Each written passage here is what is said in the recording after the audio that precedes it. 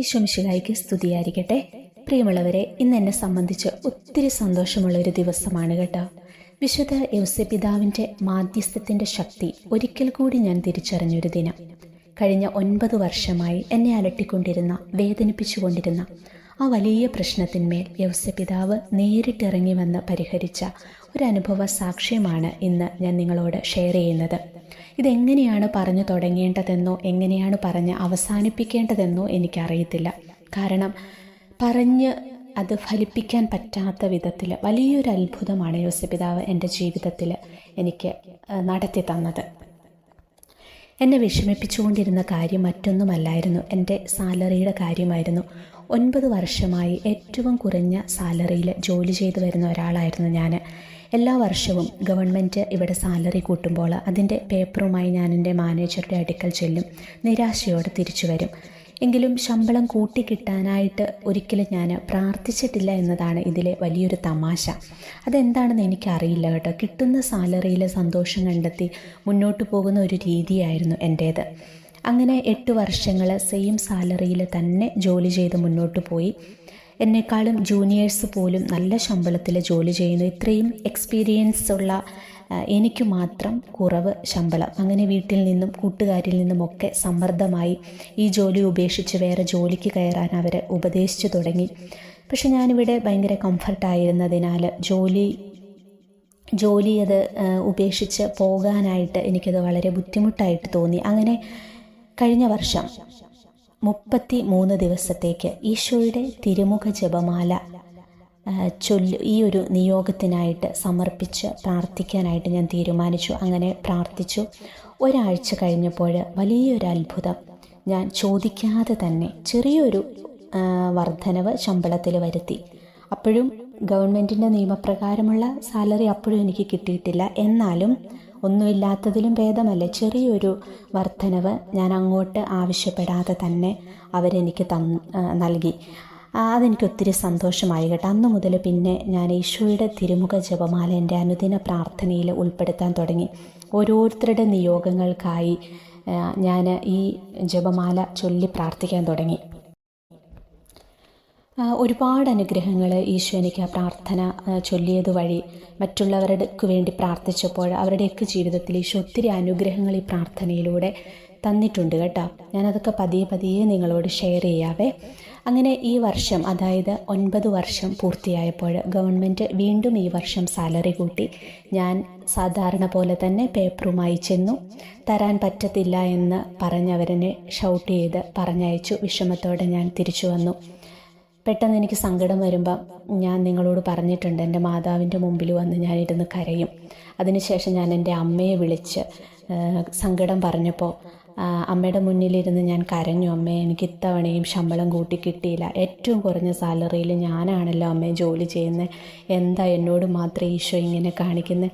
അങ്ങനെയൊക്കെ പറഞ്ഞ് ഞാൻ അമ്മയുടെ മുന്നിൽ സങ്കടം പറഞ്ഞ് കരയാൻ തുടങ്ങി. അപ്പം അമ്മ എന്നെ വഴക്ക് പറഞ്ഞുകൊണ്ട് എന്നോട് ചോദിച്ചൊരു ചോദ്യമുണ്ട്, നിൻ്റെ വിശ്വാസമൊക്കെ എവിടെ പോയി? ഇതാണോ നിൻ്റെ പ്രാർത്ഥന? ഇതാണോ നീ വലിയ പ്രാർത്ഥനക്കാരി എന്ന് പറഞ്ഞ് നടക്കുന്നത്? അങ്ങനെ പറഞ്ഞു അമ്മ എന്നെ വഴക്ക് പറയാൻ തുടങ്ങി. എന്നിട്ട് അമ്മ എന്നോട് പറഞ്ഞു, നീ യൗസേപ്പിതാവിനെ മുറുകെ പിടിച്ചൊന്ന് പ്രാർത്ഥിച്ച് നോക്കിക്കേ.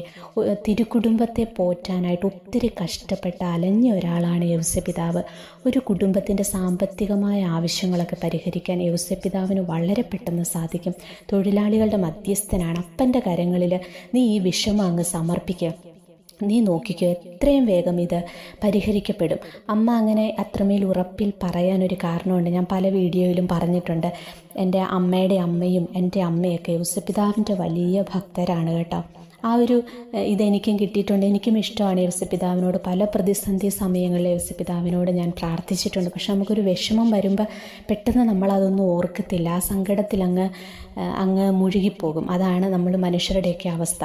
അപ്പം നമുക്ക് ഇതുപോലെയൊക്കെ ഒരു ഉപദേശമൊക്കെ തന്ന് നമ്മളെ മുന്നോട്ട് നയിക്കാൻ ആരെങ്കിലുമൊക്കെ ഉള്ളത് നല്ലതാണ്. അപ്പം ഞാനിങ്ങനെ വിഷമമൊക്കെ വരുമ്പോൾ അമ്മയോട് പറയുമ്പോൾ അമ്മ എന്നെ ഒത്തിരി സഹായിക്കാറുണ്ട് കേട്ടോ. അപ്പം എൻ്റെ വീട്ടിൽ ഉറങ്ങുന്ന യൗസേപ്പിതാവിൻ്റെ ഒരു രൂപമുണ്ട്. ഇത് ഞാൻ നിങ്ങളോട് പലപ്പോഴും പറഞ്ഞിട്ടുണ്ട്. അപ്പം ഈ രൂപത്തിൻ്റെ അടിയിൽ അമ്മ എന്നോട് പറഞ്ഞു, നീ വിഷമിക്കേണ്ട, അമ്മ ഞങ്ങളുടെ എന്ത് പ്രയാസം വന്നാലും അമ്മയോട് പറഞ്ഞു അമ്മ യൗസേപ്പിതാവിൻ്റെ രൂപത്തിൻ്റെ അടിയിൽ എഴുതിയിട്ട് ഞങ്ങൾക്ക് വേണ്ടി പ്രാർത്ഥിക്കും. അപ്പം അമ്മ എന്നോട് പറഞ്ഞു, എൻ്റെ മോള് വിഷമിക്കേണ്ട, ഞാൻ യൗസപിതാവിനോട് നിൻ്റെ കാര്യങ്ങളൊക്കെ പറഞ്ഞേക്കാം, ഈ ഒരു കാര്യത്തിന് വേണ്ടി ഞാൻ നിയോഗം എഴുതിയിട്ട് പ്രാർത്ഥിക്കാം എന്നൊക്കെ പറഞ്ഞ് അമ്മ എന്നെ ആശ്വസിപ്പിച്ചു. പെട്ടെന്നാണ് യൗസപിതാവിൻ്റെ ഒരു പ്രാർത്ഥന എനിക്ക് ഓർമ്മ വരുന്നത്. ആ പ്രാർത്ഥനയുടെ പേര് പവിത്ര മേലങ്കി പ്രാർത്ഥന എന്നാണ്. എനിക്കറിയില്ല നിങ്ങൾ എത്ര പേർക്ക് ഈ പ്രാർത്ഥന അറിയാമെന്ന്. ഒരു പക്ഷേ പലരും ഇന്ന് ആദ്യമായിട്ടായിരിക്കും ഈ പ്രാർത്ഥനയെക്കുറിച്ച് കേൾക്കുന്നത്. കുറച്ച് നാളുകൾക്ക് മുമ്പ് ഈ പ്രാർത്ഥനയെക്കുറിച്ച് പലരും എന്നോട് പറഞ്ഞിട്ടുള്ളതാണ്. എത്ര ബുദ്ധിമുട്ടേറിയ കാര്യമാണെങ്കിലും ഈ പ്രാർത്ഥന ചൊല്ലി സമർപ്പിച്ചാൽ അത് നടന്നു കിട്ടുമെന്ന് പലരും പറഞ്ഞു കേട്ടിട്ടുണ്ട്. പക്ഷേ ഇതൊരു ഇത്തിരി വലിയൊരു പ്രാർത്ഥനയായതിനാൽ എനിക്ക് ചൊല്ലാൻ അന്നൊക്കെ മടിയായിരുന്നു കേട്ടോ. ഞാനത് വലിയ കാര്യമായിട്ട് അങ്ങനെ ഈ പ്രാർത്ഥന എടുത്തിട്ടില്ല. ഈ പ്രാർത്ഥന വളരെ പവർഫുള്ളാണെന്ന് കേട്ടിട്ടുണ്ടെങ്കിലും പ്രാർത്ഥിക്കണമെന്ന് എനിക്കൊരിക്കലും തോന്നിയിട്ടില്ല. അപ്പം ഇന്ന് അമ്മ യൗസപിതാവിനോട് പ്രാർത്ഥിക്കാൻ എന്നോട് പറഞ്ഞപ്പോൾ ഞാൻ വിചാരിച്ചു, എന്നെക്കൊണ്ട് അസാധ്യമായൊരു കാര്യമാണ്. എനിക്ക് ശമ്പളം കൂട്ടിക്കിട്ടാൻ യാതൊരു വഴിയും ഞാൻ കാണുന്നില്ല. പലതവണയും ചോദിച്ചു, അവർ കൂട്ടി തന്നില്ല. അപ്പം എനിക്ക് പറ്റാത്ത ഒരു കാര്യം ഇത് യൗസപിതാവിനെ ഏൽപ്പിക്കാം. അങ്ങനെ പിന്നെ ഞാൻ ഒന്നും നോക്കിയില്ല. യൗസപിതാവിൻ്റെ മാധ്യസ്ഥ്യം തേടി ഞാൻ ഈ മെയ് മാസം 5-ാം തീയതി തൊട്ട് പ്രാർത്ഥിക്കാൻ തുടങ്ങി. മനുഷ്യൻ പരാജയപ്പെടുന്നിടത്താണല്ലോ ദൈവത്തിന് പ്രവർത്തിക്കാൻ പറ്റുന്നതല്ലേ. ശരിക്കും പറഞ്ഞാൽ കരഞ്ഞുകൊണ്ടാണ് കേട്ടോ ഞാൻ ആദ്യത്തെ ദിവസം ഈ പ്രാർത്ഥന ചൊല്ലി തീർത്തത്. അത് തുടങ്ങിയപ്പോൾ തൊട്ട് അവസാനം വരെ എൻ്റെ കണ്ണ് നിറഞ്ഞൊഴുകിയായിരുന്നു. എനിക്ക് അത്രയ്ക്കും സങ്കടമായിരുന്നു. ഈ കാലം അത്രയും ഞാനിങ്ങനെ വർക്ക് ചെയ്തിട്ട് എനിക്ക് ശമ്പളം കുറച്ച് കിട്ടിയപ്പോഴൊന്നും എനിക്ക് ഒരിക്കലും വിഷമം തോന്നിയിട്ടില്ല. പക്ഷേ ഇത്തവണ എല്ലാവരും എന്നെ പുഷ് ചെയ്യുമായിരുന്നു. നീ ഒത്തിരി കുറഞ്ഞ ശമ്പളമാണ് നിനക്ക് കിട്ടുന്നത്, ഞങ്ങളുടെ അത്രയൊന്നും നിനക്ക് കിട്ടുന്നില്ലല്ലോ, നീ ചോദിച്ചു കഴിയുമ്പോൾ നമുക്ക് തരില്ലെന്ന് പറയുമ്പോൾ അതിലും വിഷമം. അപ്പോൾ ഒത്തിരി ഹാർഡ് വർക്ക് ചെയ്തിട്ടും എനിക്ക് മാത്രം എന്താ ഇങ്ങനെ എന്നൊരു വേദന എന്നെ എപ്പോഴും അസ്വസ്ഥപ്പെടുത്തിക്കൊണ്ടിരുന്നു. ആദ്യമായിട്ടാണ് ഈ വർഷം ഈ ഒരു കാര്യത്തിൽ ഞാനിപ്പോൾ പറഞ്ഞ പോലെ ഇത്രയധികം ഞാൻ വേദനിക്കുന്നത് കേട്ടോ. ആയാലും ആദ്യ ദിവസത്തെ പ്രാർത്ഥന കഴിഞ്ഞ് ഏതാണ്ട് ഒരു 2 മണിക്കൂർ കഴിഞ്ഞപ്പോൾ എൻ്റെ ഫോണിലൊരു മെസ്സേജ് വരികയാണ്. എൻ്റെ മാനേജറുടെ മെസ്സേജാണ് കേട്ടോ. എനിക്ക് ഗവൺമെൻറ്റിൻ്റെ നിയമപ്രകാരമുള്ള സാലറി മുഴുവനും ഈ മാസം മുതൽ നൽകാൻ ഞാൻ തീരുമാനിച്ചിരിക്കുന്നു എന്ന് പറഞ്ഞുള്ള ഒരു മെസ്സേജായിരുന്നു. എൻ്റെ പൊന്നു സഹോദരങ്ങളെ, എനിക്കിപ്പോഴും പറഞ്ഞാൽ എനിക്കത് സങ്കടം വരും. എനിക്കത് വിശ്വസിക്കാനായിട്ട് പറ്റിയില്ല. ശരിക്കും ഞാൻ ഞെട്ടിപ്പോയി. ഒരിക്കലും നടക്കില്ല എന്ന് വിചാരിച്ച കാര്യമാണ്. ഒറ്റ ദിവസം കൊണ്ട് ഞാൻ ആ ഒരു ഒറ്റ ദിവസമാണ് ആ പ്രാർത്ഥന ചൊല്ലിയുള്ളൂ എന്ന് നിങ്ങൾ ഓർക്കണം. പ്രാർത്ഥന ചൊല്ലി തീർന്ന് ഒരു 2 മണിക്കൂർ കഴിഞ്ഞ് കാണും. അപ്പോഴാണ് എനിക്ക് ഈ മെസ്സേജ് വരുന്നത്. യൗസേപ്പച്ചൻ ഇടപെട്ട് പരിഹരിച്ച് തന്നത് നിങ്ങൾ കണ്ട ഒറ്റ ദിവസം കൊണ്ട്. പ്രാർത്ഥിക്കുമ്പോഴൊക്കെ ഞാൻ ഓർത്തത് വളരെ ചെറിയൊരു തുകയായിരിക്കും കൂട്ടിത്തരത്തുള്ളൂ, ചെറിയൊരു വർധനവായിരിക്കും കാണത്തുള്ളൂ എന്ന് വിചാരിച്ചാണ് ഞാൻ ഇരുന്നത്. പക്ഷേ എനിക്ക് സ്വപ്നം പോലും കാണാൻ പറ്റാത്ത വിധത്തിൽ അവർ നല്ല സാലറി, ഹൈ സാലറിയാണ് എനിക്ക് അവർ ഓഫർ ചെയ്തത്. ഈ പ്രാർത്ഥന 30 ദിവസം മുടങ്ങാതെ ചൊല്ലേണ്ട ഒരു പ്രാർത്ഥനയാണ്. ഞാൻ 6 നിയോഗങ്ങളാണ് ഈ പ്രാർത്ഥനയിൽ ചേർത്ത് വെച്ചത്. 1-ാം നിയോഗം എൻ്റെ സാലറിയുടെ കാര്യം തന്നെയായിരുന്നു. അത് ആദ്യമേ തന്നെ യൗസപിതാവ് എനിക്ക് സാധിച്ചു തന്നു. ഇനി ബാക്കിയുള്ളതെല്ലാം ഇനിയൊന്നും എനിക്കുള്ളതല്ല, മറ്റുള്ളവർക്ക് വേണ്ടിയിട്ടുള്ള നിയോഗങ്ങളാണ്. അപ്പോൾ ബാക്കിയുള്ള നിയോഗങ്ങൾ യൗസപിതാവ് എനിക്ക് നടത്തി തരുമെന്ന് എനിക്ക് അത്രമേൽ ഉറപ്പുണ്ട്. അങ്ങനെ ഇന്നാണ് എനിക്ക് പുതിയ നിയമപ്രകാരമുള്ള ശമ്പളം എൻ്റെ അക്കൗണ്ടിൽ വന്നത്. അത് വന്നതിന് ശേഷം നിങ്ങളോട് ഇത് ഷെയർ ചെയ്യാമെന്ന് ഞാൻ കരുതി. 5-ാം തീയതി തന്നെ ഈ കാര്യത്തിലൊരു തീരുമാനമായതാണ്. പക്ഷേ ഇന്ന് അക്കൗണ്ടിലെ ശമ്പളം വന്നതിന് ശേഷം നിങ്ങളോട് ഈ പ്രാർത്ഥനയെക്കുറിച്ചും ഈ പ്രാർത്ഥനയുടെ ഈ അത്ഭുത ശക്തിയെക്കുറിച്ചൊക്കെ ഷെയർ ചെയ്യാമെന്ന് ഞാൻ വിചാരിച്ചു. അപ്പോൾ ഈ പ്രാർത്ഥന ചൊല്ലി തുടങ്ങുന്നതിന് മുമ്പേ ഞാൻ യൗസപിതാവിനോടൊരു കാര്യം പറഞ്ഞിരുന്നു. യൗസപിതാവേ, എൻ്റെ ഈ നിയോഗങ്ങളൊക്കെ എനിക്ക് സാധിച്ചു കിട്ടിയാൽ എല്ലാവരോടും യൗസപിതാവിൻ്റെ ഈ പ്രാർത്ഥനയെക്കുറിച്ച് ഞാൻ പറയും, ലോകത്തോട് മുഴുവനും ഞാൻ വിളിച്ചു പറയും. അത് ഞാൻ യൗസപിതാവിന് കൊടുത്തൊരു വാക്കായിരുന്നു.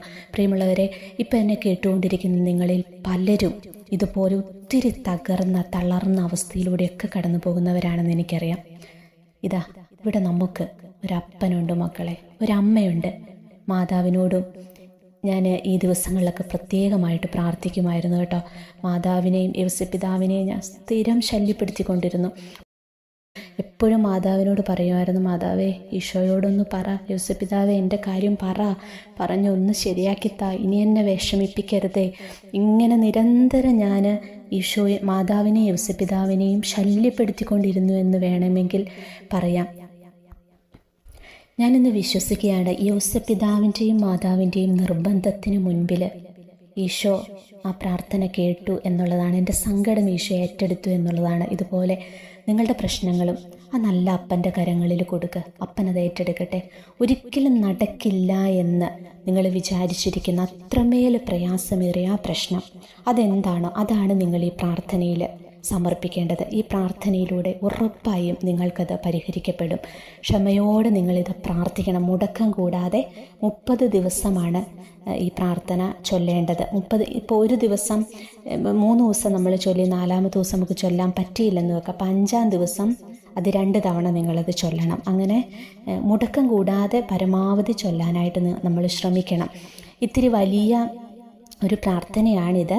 അതുകൊണ്ട് തന്നെ ഞാൻ നാളെ യൂട്യൂബിൽ ഈ പ്രാർത്ഥന തന്നെയായിട്ട് അപ്ലോഡ് ചെയ്യാം. അല്ലെങ്കിൽ ഇതിൻ്റെ ഒപ്പം അപ്ലോഡ് ചെയ്ത് കഴിയുമ്പോൾ നിങ്ങൾക്കത് ബുദ്ധിമുട്ടായിരിക്കും. അത് നാളെ ഞാൻ ഈ പ്രാർത്ഥന തന്നെയായിട്ട് ഞാൻ യൂട്യൂബിൽ അപ്ലോഡ് ചെയ്യാം. നിങ്ങൾ ആ വീഡിയോ സേവ് ചെയ്ത് വെച്ചിട്ട് 30 ദിവസവും കേട്ട് പ്രാർത്ഥിച്ചാൽ മതി. അതല്ലെങ്കിൽ ഗൂഗിളിൽ കയറി യോസപിതാവിൻ്റെ പവിത്ര മേലങ്കി പ്രാർത്ഥന എന്ന് നിങ്ങൾ ടൈപ്പ് ചെയ്യുക. അപ്പോൾ നിങ്ങൾക്ക് ആ പ്രാർത്ഥന കിട്ടും. അപ്പോൾ നിങ്ങളത് നോക്കി അത് പ്രാർത്ഥിച്ചാലും മതി. അങ്ങനെ നോക്കിയെടുക്കാൻ അറിയാത്തവർ ഉണ്ടെങ്കിൽ നാളെ ഇടുന്ന വീഡിയോ സേവ് ചെയ്ത് വെച്ചിട്ട് അത് കേട്ട് പ്രാർത്ഥിച്ചാലും മതി. യോസപിതാവിൻ്റെ മാധ്യസ്ഥത്തിൻ്റെ ശക്തി നിങ്ങളിലെല്ലാം പ്രകടമാകാനായിട്ട് പ്രാർത്ഥിക്കുന്നു. ഇത് കേട്ടുകൊണ്ടിരുന്ന എല്ലാവരെയും ഈശോ അനുഗ്രഹിക്കട്ടെ. അപ്പം നാളത്തെ വീഡിയോ നിങ്ങളാരും മിസ് ചെയ്യരുത്. നിങ്ങൾക്ക് പ്രാർത്ഥിച്ച അനുഗ്രഹം കിട്ടിക്കഴിഞ്ഞാൽ ഉറപ്പായും നിങ്ങളത് കമൻറ്റ് ബോക്സിൽ രേഖപ്പെടുത്തണം കേട്ടോ. കാരണം അത് ഒത്തിരി പേർക്ക് പ്രചോദനമാകട്ടെ. നിങ്ങൾക്ക് അനുഗ്രഹം കിട്ടിയാൽ നിങ്ങളത് യോസപിതാവിൻ്റെ ഈ പ്രാർത്ഥനയെക്കുറിച്ച്, പ്രാർത്ഥനയുടെ ശക്തിയെക്കുറിച്ച് മറ്റുള്ളവരോട് പറയണം. എല്ലാവരും യോസപിതാവിൻ്റെ മാധ്യസ്ഥത്തിൻ്റെ ശക്തി എല്ലാവരും അറിയട്ടെ. പരിശുദ്ധ അമ്മയും യോസപിതാവും നിങ്ങൾക്ക് കൂട്ടാകട്ടെ.